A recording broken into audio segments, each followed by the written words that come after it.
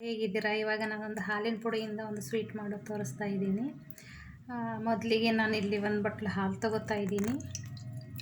ಅದನ್ನು ಹಾಲು ಹಾಕೋದು, ಆಮೇಲೆ ಒಂದು ಬಟ್ಲ ಹಾಲಿನ ಪುಡಿ ಅದನ್ನು ಹಾಕಿ ಇವಾಗ ಚೆನ್ನಾಗಿ ಕಲಿಸ್ಕೊಳ್ಳೋಣ.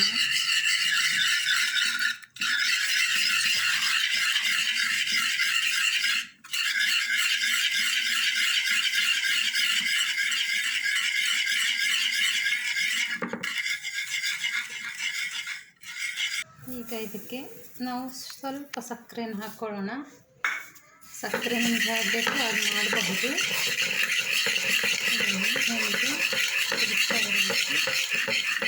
ಇವಾಗ ನಾವು ಇದನ್ನು ಒಲೆ ಮೇಲೆ ಇಡೋಣ.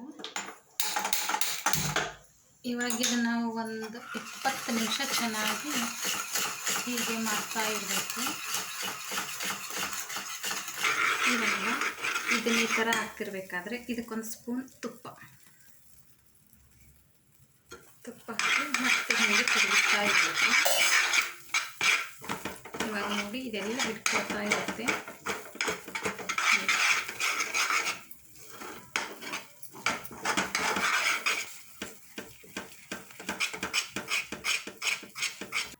ಈಗ ಇದಾಯಿತು.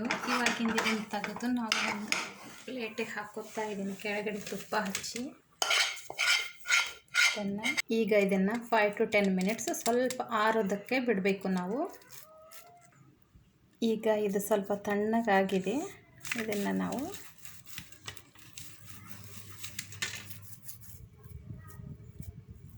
ಈಗ ನೋಡಿ, ಇವಾಗ ನಿಮಗೆ ಯಾವ ಶೇಪ್ ಬೇಕೋ ಆ ಶೇಪ್ ನೀವು ಕೊಟ್ಕೋಬೋದು.